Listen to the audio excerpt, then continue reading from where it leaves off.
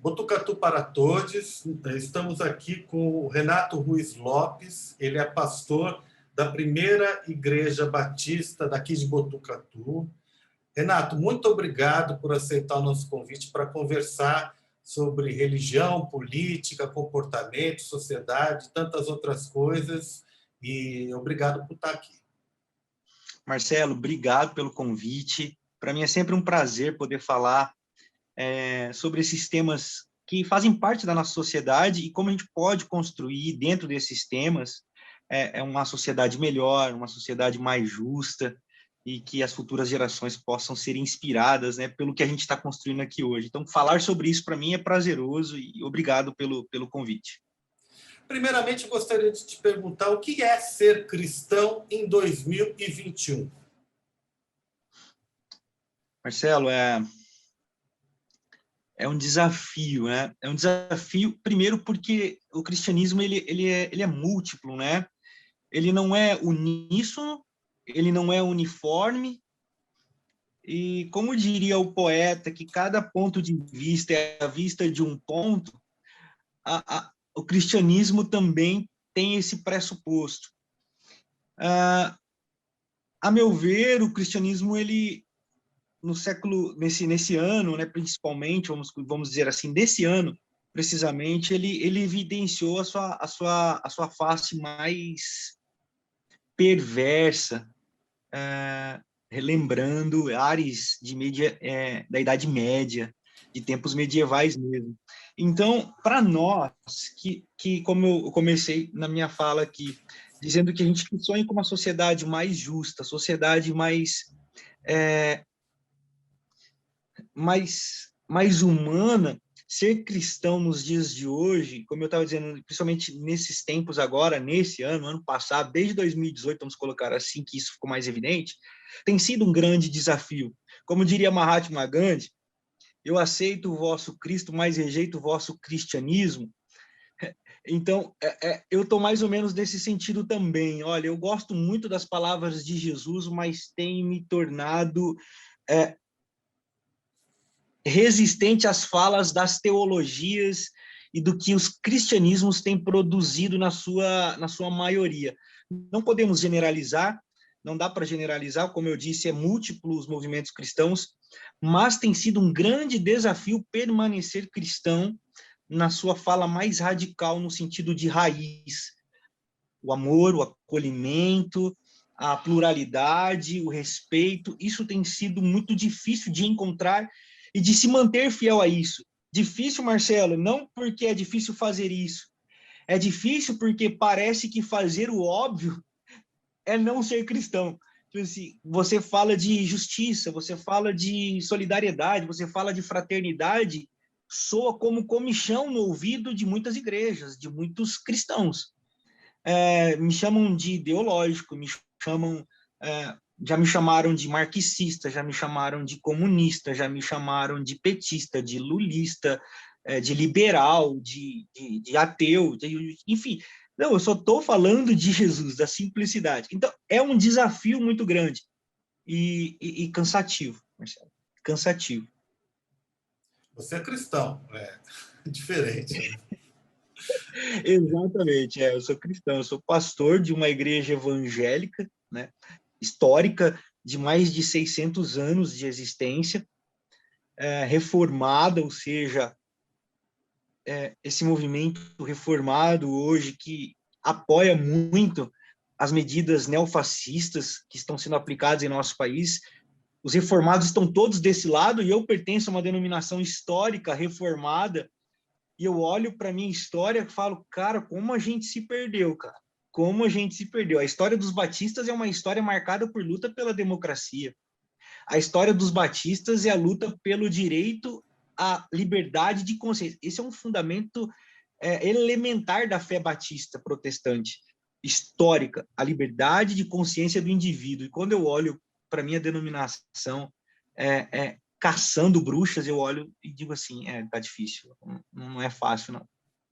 Vamos lembrar que nós estamos num país complicado e numa cidade também de interior, com uma mentalidade complicada também. Nós temos aqui em Botucatu mais católicos que evangélicos, né? Mas os evangélicos vêm crescendo ano a ano, né? Porém, nós temos que pensar que o nosso último pleito para presidente, aqui em Botucatu, nós tivemos uma grande maioria cristã, sendo católica ou evangélica, que apoiou um dito presidente dito cristão, que apoia a tortura, que é racista, que detesta gay, que quer matar índio. Quer dizer, essa visão vai contra todo o princípio do Cristo. Eu gostaria que você comentasse isso. Quer dizer, e hoje muita gente dessa fica chocada de ver que o presidente mantém essas posturas de uma forma com as declarações que ele faz e se vê chocado.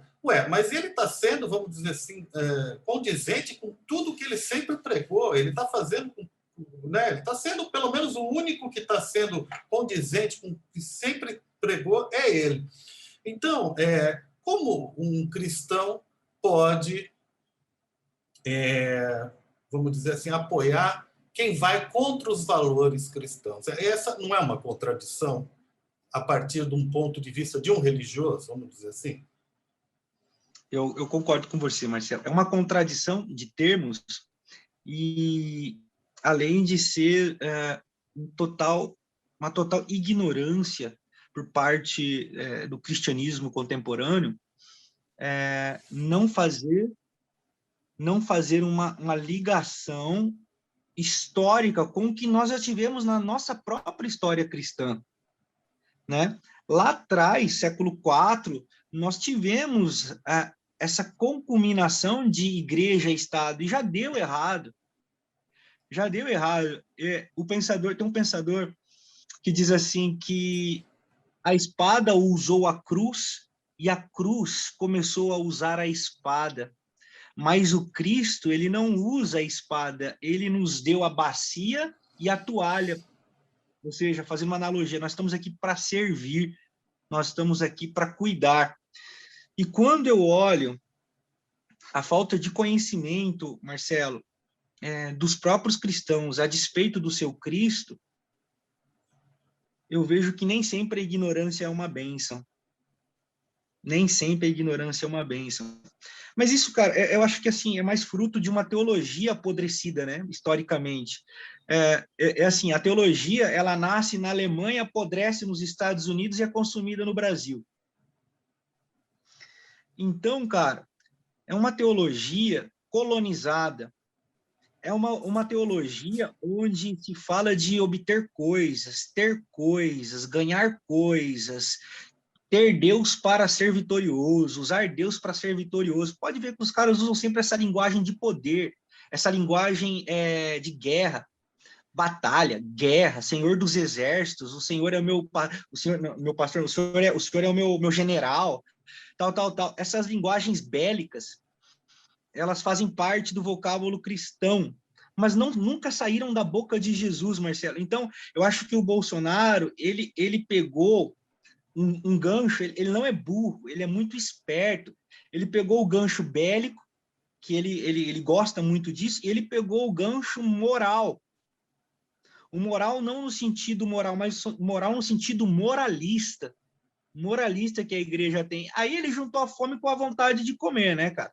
Aí mamadeira de piroca, aquelas coisas de bandeira anti-gay, aqueles kit loucura lá que ele inventava. Tudo isso foi se disseminando na igreja, por quê? Porque vendia a bandeira moral. Então, a igreja, quando fala de moral, ela se torna cega, porque para ela, Deus é esse moralista. Para ela, a igreja, Deus é esse cara que manda câncer para quem erra, que manda doença para o filho do cara que peca. Então, é uma teologia apodrecida que torna os cristãos vulneráveis a esse tipo de discurso, cara. Infelizmente, eu acho que não tem cura, Marcelo. Não tem cura, cara. Eu acho que a igreja está vendida a esse discurso e nós precisamos, como diria um amigo meu, de uma outra reforma, talvez, de uma outra reforma para salvar. Mas eu acho que é nesse lance que o discurso, não só do Bolsonaro, que eu acho que o Bolsonaro passa, Marcelo, o problema é o movimento bolsonarista. Exato, exato. O Bolsonaro passa, mas o movimento bolsonarista, ele emergiu. Eu falei que, para um irmão, eu até escrevi sobre isso, Marcelo, que o gigante acordou. Você lembra dessa expressão? E eu acho que o gigante acordou mesmo, cara. O gigante do fascismo, o gigante da misoginia, do racismo, esse que estava adormecido, ocultos nos corações, levantou, cara.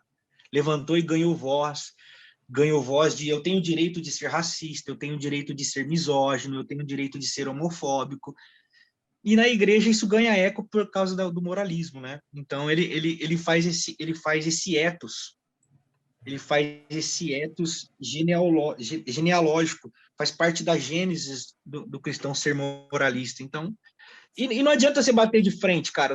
Os caras não conseguem debater, os caras não conseguem entender isso, porque a mente está corrompida. A própria Bíblia diz isso. A mente desse mundo está corrompida e os olhos estão cegos por causa da maldade do mundo. Então, é irremediável. De quando em quando esse gigante desperta e também volta a hibernar, né? Porque, de certa forma, vem esses ciclos históricos, né? Vem as desgraças, né? A gente tem os exemplos da igreja, quantas vezes essas espirais de desgraça aconteceram e ela vem e volta, apoiou o nazismo, apoiou a ditadura, apoiou isso, e a gente tem esses ciclos, né? Mas existe uma incompreensão, muitas vezes, também do campo progressista para com algumas alas da igreja, principalmente com os evangélicos também, de compreender uma visão que acredita que vê os evangélicos como uma coisa só, né? Uma coisa só. E vê como uma coisa de valores muito tradicionais, né? Que não é possível uma comunicação com esse setor dos evangélicos, né? Por ser pessoas que não raciocinam, que muitas vezes representam valores, né, da família somente, que não podem encampar outras causas ali, né? E eu acho que também é uma intransigência, muitas vezes, porque, como você, tem outros pastores ou outros setores da igreja evangélica, da igreja católica, que têm, sim, essa abertura. Ressalto que, numa pesquisa recente, tem até uma pesquisa política mais emblemática. Teve uma pesquisa com Bolsonaro e Lula e quase que deu um empate de evangélicos, uma pesquisa recente em quem apoiaria Bolsonaro e Lula, quando se esperava que ia ter um apoio somente ao Bolsonaro, o que mostra que não é uma coisa, sabe, blocada somente no Bolsonaro, né? Você consegue ver isso? Que a igreja evangélica não é uma coisa blocada? Você consegue ter uma conversa com outros pastores que também são progressistas? Como é que você vê isso? Muito, Marcelo, muito. Até no começo da minha fala, né, eu disse que o cristianismo ele é multiforme. Mas eu acho, com o advento do crescimento da internet, televisão, o que ganhou notoriedade são os pastores midiáticos. Eu não preciso citar nome, mas esses que estão na mídia aí, e apoiando o governo brasileiro, esses ganharam os ares de evangélicos. Então, acaba se colocando tudo no mesmo pacote, como você bem disse, não é. Existe grande parte da igreja evangélica brasileira, cara, resistindo a tudo isso.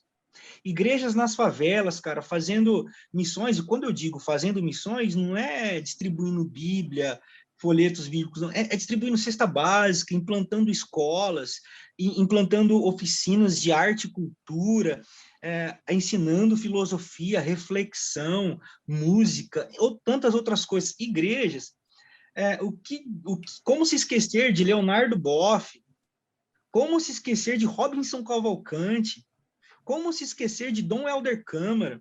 Como se esquecer do grande Rubem Alves, pastor presbiteriano, pai da teologia da libertação, que mudou a história da Igreja Católica no Brasil e mudou a história da teologia latino-americana protestante. Então, Rubem Alves foi perseguido pela Igreja presbiteriana e metodista, foi se refugiar nos Estados Unidos, na ditadura, né, de 1964. Então, existe uma ala muito grande, e hoje existem nomes de muita relevância, Henrique Vieira, né, pastor Ed Renekiewicz, reverendo Caio Fábio, para citar só alguns, né, pastores que estão aí. Poxa, o Ed esses dias estava no Café Filosófico da CPFL na TV Cultura, né, o próprio Pondé vira e mexe, convida o Ed Renekiewicz para conversar. O Tais fez um provoca com o pastor Ed. Então, existem pastores muito legais construindo coisas boas, Marcelo. Então, é verdade isso que você disse. Não dá para categorizar os evangélicos como um bloco hegemônico. É preciso um olhar mais acurado. Exatamente por isso nós estamos crescendo muito. A quem diria que já nesse censo de 2020 que deveria ter sido feito, nós estaremos muito próximos do número de católicos no Brasil, se não maiores, mas a gente não tem como ter essa noção precisa. Mas a minha lamentação é que o número de evangélicos cresce, mas o Brasil não melhora. Então, nós vemos que isso tem uma potestade aí que conserva esse rótulo. Mas é verdade também que existe uma parcela muito boa, como você também apontou muito bem pela pesquisa, eu li essa pesquisa, que coloca ali uma certa resistência ao mal, ao caos, ao que nós temos aí de situação política no nosso país. Então, tem muita coisa boa sendo produzida. Eu acho que cabe ao progressismo olhar com mais carinho para esses ambientes, fazer isso que o Para Todos está fazendo, buscar essas parcerias. Quem são essas vozes, cara? Quem são esses caras? Para construirmos pontes com esses evangélicos, para dizer assim, nós não somos inimigos, e principalmente não fazermos aquilo que nós mesmos combatemos, né? Ou os progressistas mesmo combatem, que é rotular. Né? A gente combate o preconceito, a gente combate a rotulação, mas fazem isso com os evangélicos. Então, é preciso esse olhar crítico para dentro do movimento progressista também, para dizer assim, peraí, é múltiplo demais, é amplo, tem gente falando outras coisas ali, e discernir essas vozes e separar, como diria aqui uma paráfrase bíblica, o joio do trigo, separar essa galera, porque dá para separar, porque as vozes são gritantemente nítidas de dissessões dentro do movimento evangélico. Exato. E, na sua opinião, né, a gente falou de teologia da libertação, né, e, em contraposição, uma teologia da prosperidade, né? Porque é o que a gente vê muitas vezes associado ao movimento evangélico, é a teologia da prosperidade desses pastores midiáticos, né? O que você acha que seria um modelo, vamos dizer assim, que seria interessante de trilhar a igreja hoje em dia? É importante, né, frisar assim, a teologia da libertação é um movimento que nasce dentro do arcabouço católico apostólico romano. É uma resposta da teologia dentro da perspectiva romanista católica. A teologia que emana dentro do movimento evangélico, que nós podemos trazer como contraponto ou uma resposta não somente à teologia da prosperidade, mas também à teologia ortodoxa colonizadora dos alemães e dos americanos. É a teologia da missão integral, ou a própria teologia latino-americana. O que seria isso, então? Eu me identifico mais com essa teologia, eu me identifico mais com essa visão da Sagrada Escritura, que tem como um dos seus pais Rubem Alves, René Padilha, falecido há poucos dias, Pedro Arana, Samuel Escobar, o que diferencia eles da teologia da missão integral e a teologia latino-americana, Marcelo, é que o arcabouço um é católico, o outro arcabouço é protestante. Mas o diálogo entre eles é uníssono. Então, é só para diferenciar mesmo nos campos teológicos. Eu prefiro ir por esse caminho, Marcelo. Esse caminho da teologia latino-americana, ela é uma teologia que nasce da praxis de fazer o mundo um lugar melhor. Se na teologia tradicional, ortodoxa, essa que eu disse para você, o céu é um lugar para onde se vai depois da morte. Se na teologia da prosperidade, o céu é dinheiro no bolso. Para a teologia da missão integral, o céu é aqui agora.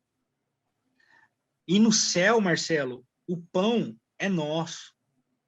Então eu não posso admitir que tenha um irmão sem pão.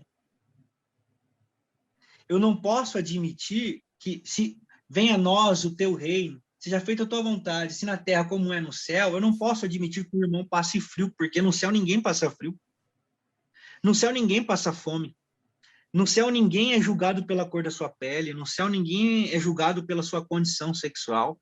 No céu ninguém é julgado por ser divorciado ou não divorciado, se está de calça jeans, se está de saia, se está de coque, se tem tatuagem, se tem brinco, se não tem brinco.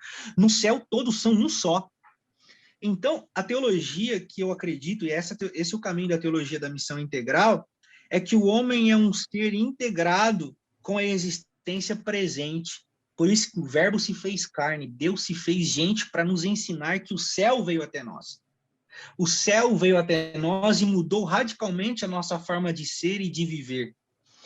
Então, cara, a gente não acredita que o céu é um lugar, a gente não acredita que o céu é para depois da morte. A teologia da missão integral é um céu que acontece agora, em meio ao caos, em meio ao mundo em caos. Deus vem e organiza o caos com justiça. Bem-aventurados os que choram, porque serão consolados. Bem-aventurados os que estão tristes, porque ficaram alegres. Bem-aventurados que têm fome, porque terão pão. Bem-aventurados os injustiçados, porque verão a justiça. Bem-aventurados os pacificadores, porque verão a paz. Agora. Agora, isso aqui não é para depois. Essa é a diferença. Enquanto a teologia diz assim, olha, Marcelo, você tem que ser um cara legal para você ir para o céu. Olha, Marcelo, quer ir para o céu, Marcelo? Quer ir para o céu? Ô, irmão, quer ir para o céu? Eu quero ir para o céu. Ninguém quer ir para o inferno. Então, você faça isso, faça aquilo, dá o dízimo, não fala palavrão. Não, o céu não é o lugar onde ninguém fala palavrão. O céu é o lugar onde não pode faltar pão. A diferença é essa das teologias. Enquanto a teologia da prosperidade é eu sou abençoado quando eu tenho, nisso que a gente acredita, eu sou abençoado quando eu reparto. Se eu sou abençoado porque eu tenho uma casa, não, eu sou abençoado quando eu proponho que outras pessoas morem bem também. Eu sou abençoado quando outras pessoas comam tão bem como eu como. Né? Então, o significado de céu é diferente, o significado de outro é diferente. Eu gosto de um ditado rabínico, Marcelo. Se eu estiver me estendendo muito, você pode me cortar. Imagina, por favor. Tem um ditado rabínico que diz assim, que Hitler não matou 6 milhões de judeus. Aí toda vez que eu falo isso, o pessoal, louco, calma aí, é negacionista? Não, calma aí, pessoal, não corta o vídeo, não. Hitler matou um judeu 6 milhões de vezes. Deus, ele chama a gente de um povo só. Ele chama a gente de um corpo só. E não está dizendo assim, o protestante é um corpo, o católico é outro corpo, o espírita é outro corpo. Não, a humanidade é um corpo só. O que fere um, fere a todos, ou deveria. Eu até digo que a pandemia veio para mostrar isso, né? O vírus lá da China não afetou só a China. Afetou todo mundo. Não adianta vacinar só a China. Não adianta vacinar só Botucatu. Nós temos que lutar para a vacina chegar para todo mundo, porque nós somos um corpo só, um corpo humano. Então, cara, é isso que nos diferencia da teologia da prosperidade, Marcelo. Não sei se eu consegui explicar muito bem. Perfeito. Mas a teologia da prosperidade é esse lugar onde o eu prevalece. O eu tenho, eu quero, eu posso, eu consigo, eu quero a cura. Na teologia que eu acredito, que é essa da teologia da missão integral, que emana da teologia latino-americana, É o nós, é o próximo, é o outro, é o para todos.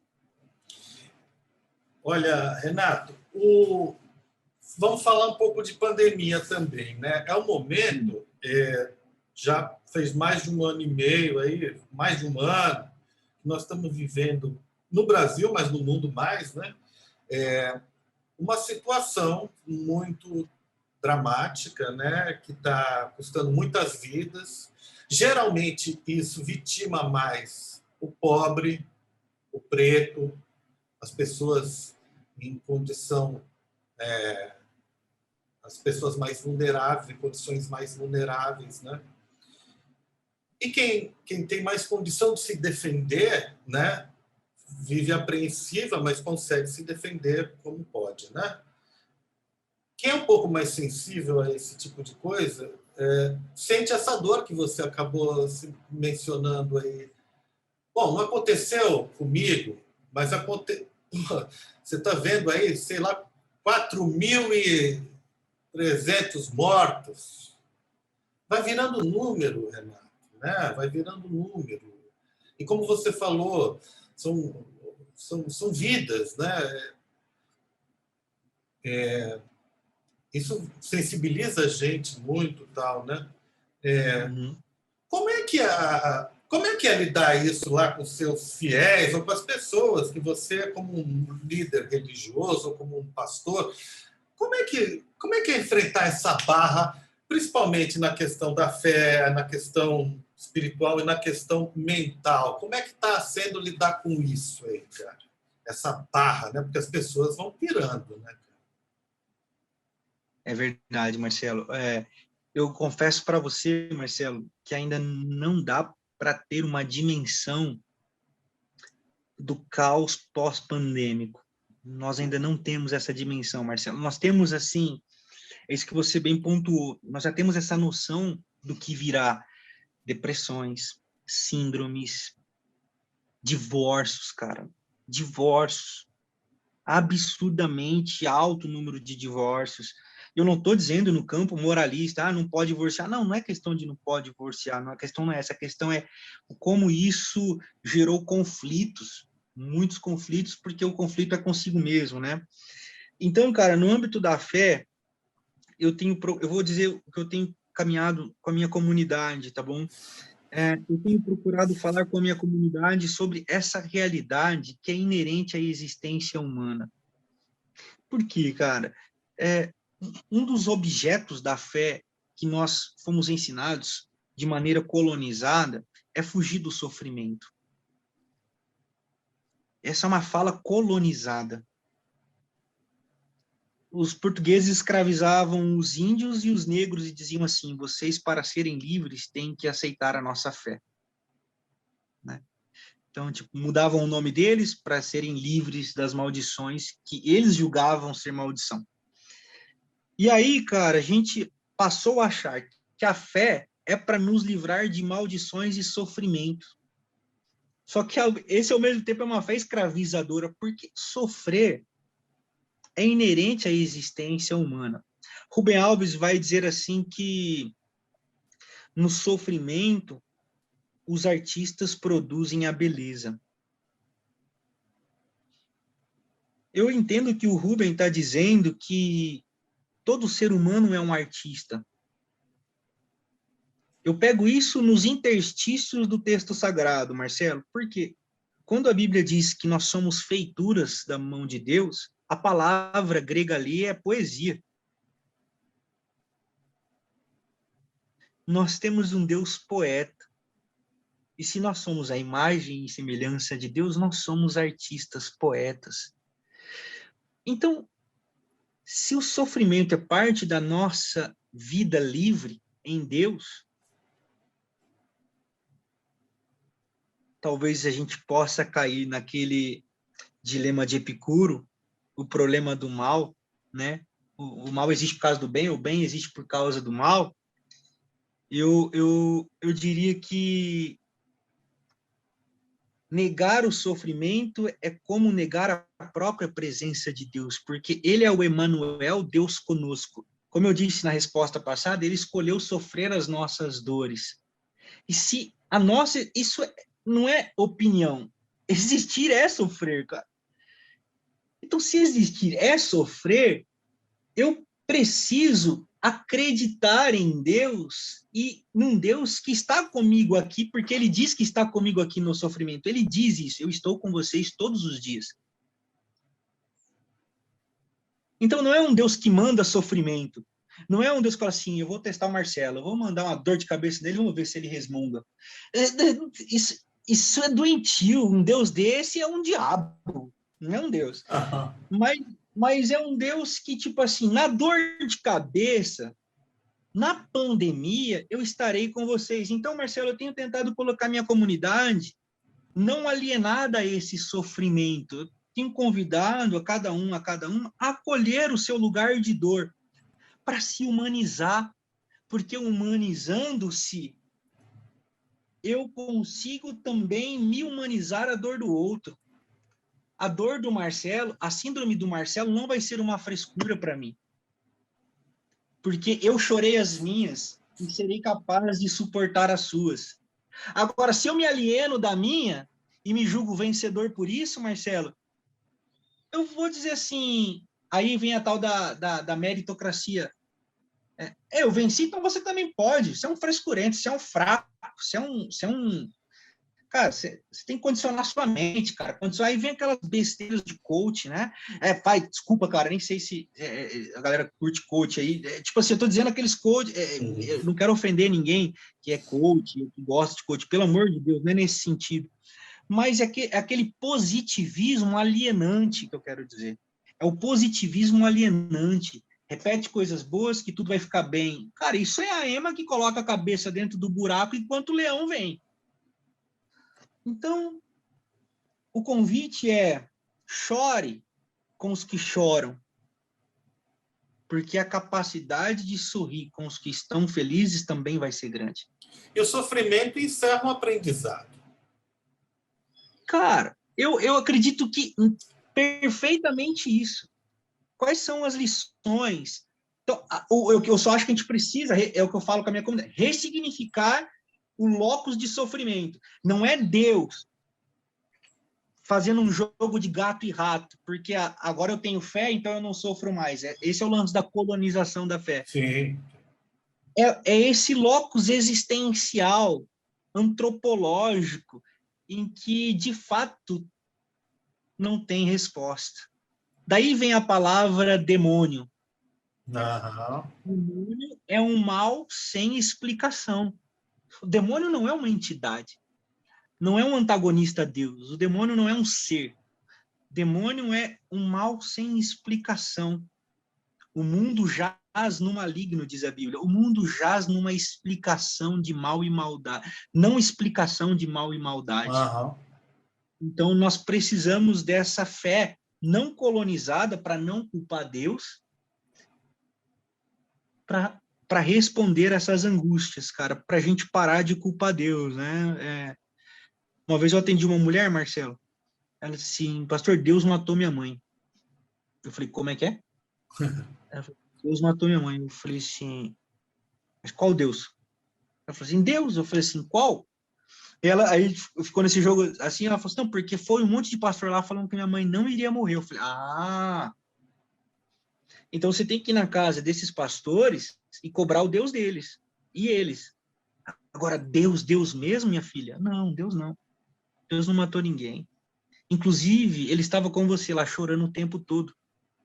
É que você estava tão preocupada com outras coisas e na sua fraqueza e na sua angústia, os usurpadores da fé te venderam um sonho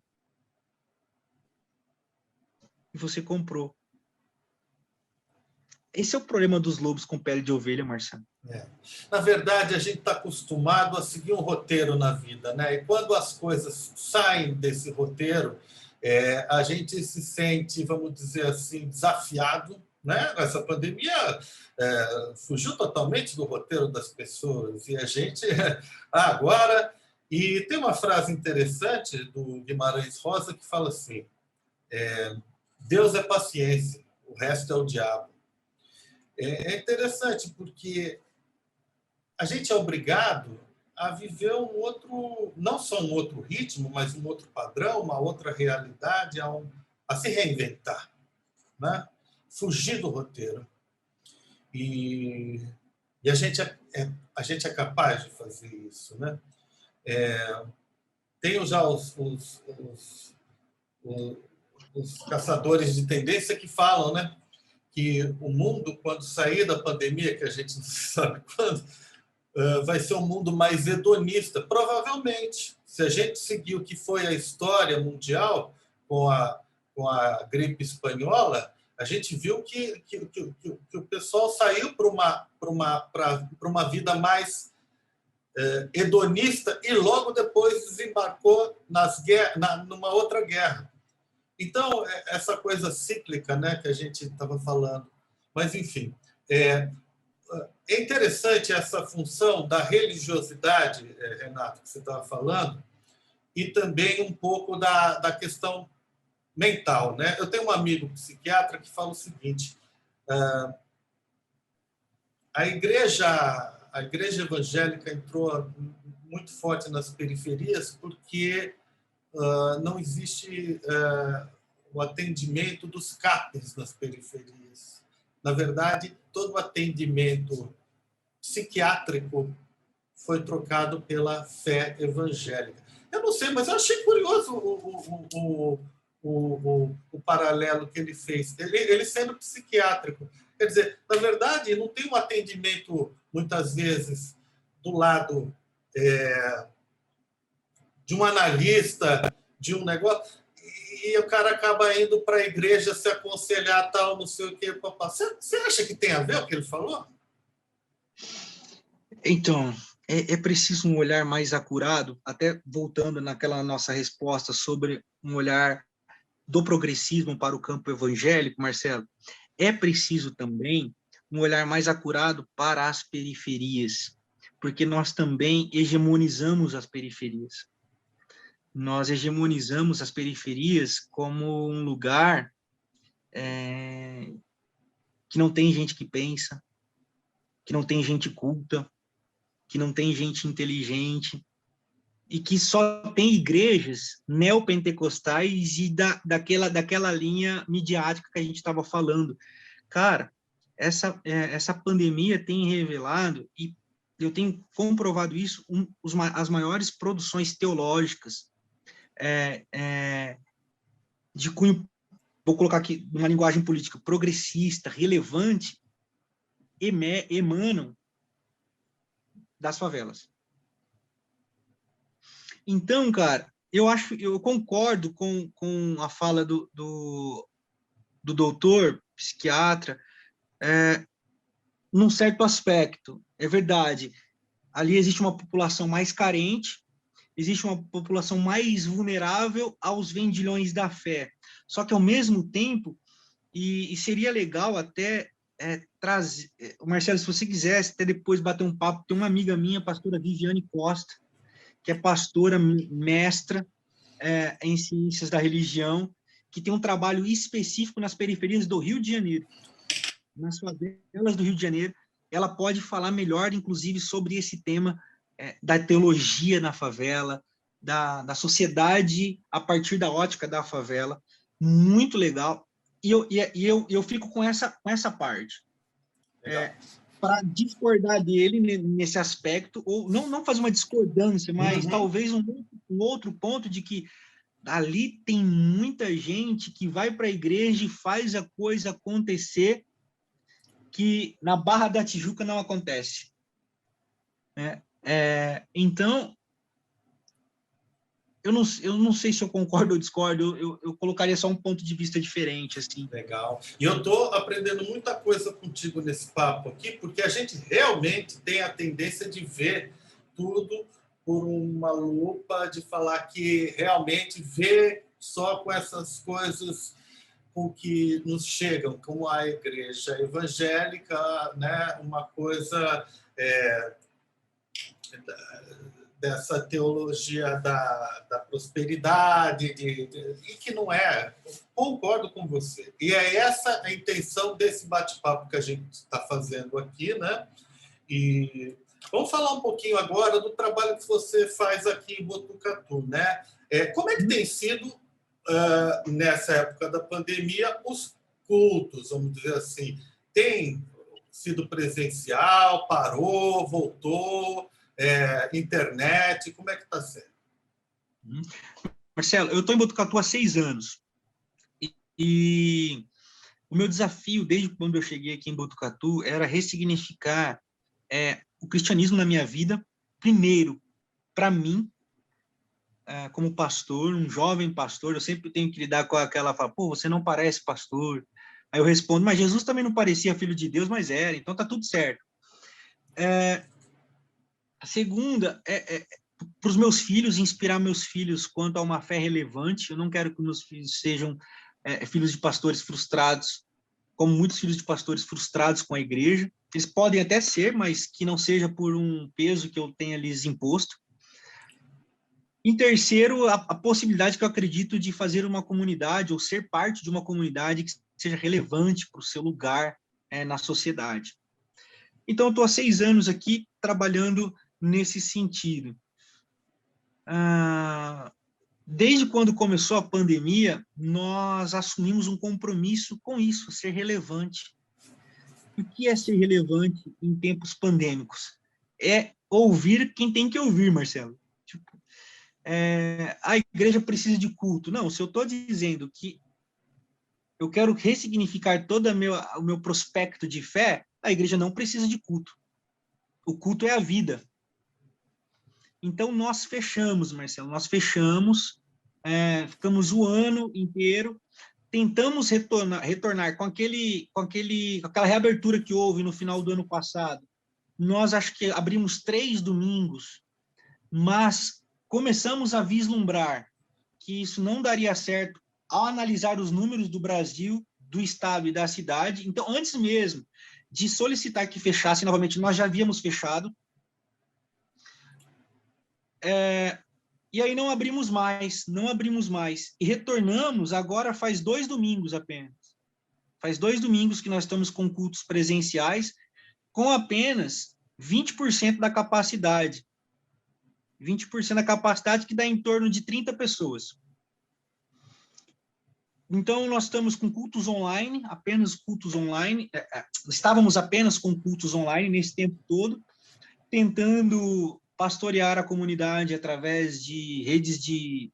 Como a gente está aqui, né, em lives, em reuniões online, para tentar suprir a ausência física mesmo, mas que não substitui, cara, não substitui, é muito difícil.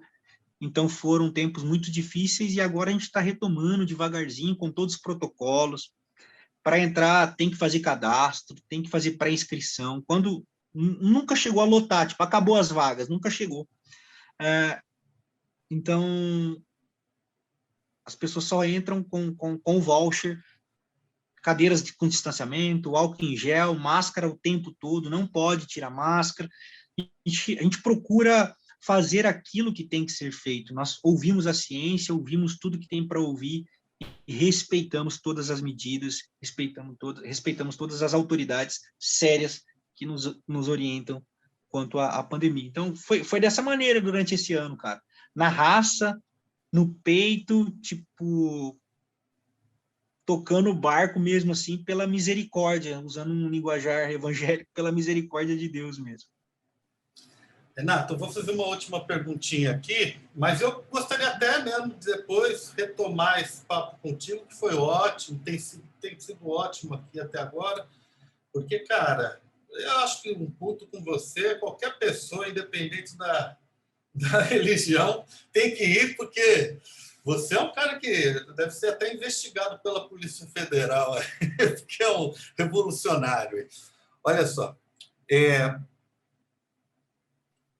a palavra de Deus nunca teve tão mal utilizada em bocas tão sujas ultimamente na política e em geral. Infelizmente, a gente tem que... Eu nasci em família católica, não pratico, mas me considero um cristão. Mas eu me envergonho de ver certas coisas sendo pronunciadas na voz de políticos. A gente vê isso, né? E eu acho que dos líderes religiosos, eles deveriam, os líderes sérios, eles deveriam vir a público se pronunciar em relação a isso, porque realmente vidas humanas estão em jogo ultimamente, e o nome de Deus tem sido usado nessa cruzada, né? Nessa cruzada. Eu acho que é uma irresponsabilidade muito grande isso, né? Então, eu considero que, nesse momento, a gente precisa muito de líderes religiosos sérios, né? Sérios, que realmente estudaram a teologia, como vê que você é um cara que estudou, que estuda isso, que leva a sério. Não é o cara que está vendendo santinho, vendendo, sei lá, né? Então, outro dia uma coisa me incomodou, não sei, vou colocar minha visão aqui, gostaria que você analisasse. Teve um lance da vacina aí, né? E alguns políticos aqui falaram aqui, o que aconteceu aqui é um milagre, Deus que mandou, tal, não sei o quê. Isso não é uma coisa que parte da ciência? É um milagre o que aconteceu aqui, ou é uma coisa, ou é um direito do cidadão ter vacina? O que você vê? Esse tipo de discurso, que às vezes soa chato, soa fanista, não sei, não vou jogar na voz de quem falou, tal, mas tudo tem que ter a palavra de Deus para colocar ali. Tudo que você coloca é Deus que fez. Não fica chato esse tipo de coisa? É verdade, Marcelo. Assim, porque também tudo você fala, bom, é criação de Deus. A gente sabe, tal, mas tudo tem que ser legitimado usando o nome de Deus. Isso aí não é um pouco piegas, um pouco, às vezes? Essa semana eu gravei um negócio exatamente disso. Eu acho que religiosos e ateus, eles são os dois lados de uma mesma moeda. Eu vou explicar, eu vou construir meu pensamento em cima disso. Os religiosos ficam dizendo que Deus é a causa de tudo o tempo todo, então eles têm que conviver com a não existência de Deus para ficar provando que Deus existe o tempo todo. Tal qual os ateus têm que conviver com um Deus que não existe o tempo todo para conseguirem provar que de fato ele não existe. E Deus não existe, Marcelo, Deus é. Eu vou contar uma outra historinha rapidão aqui para ir ilustrando o meu pensamento, para eu tentar finalizar. 2 rabinos estavam discutindo se Deus existe, se Deus não existe. Discutiram durante a noite inteira.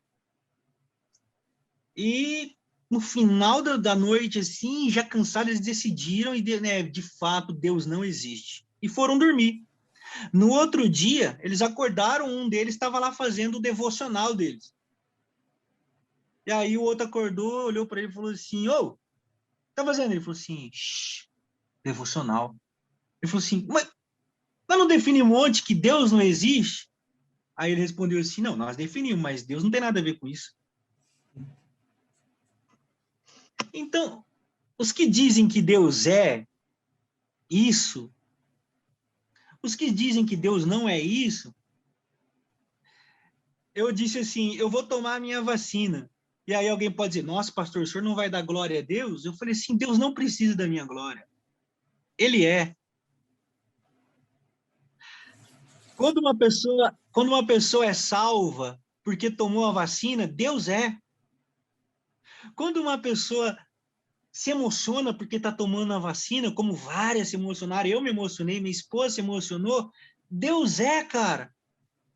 Agora, eu não preciso de uma legitimação verbal. Isso, Marcelo, isso é a fé colonizada. Declare, fale, confesse, senão você está lascado.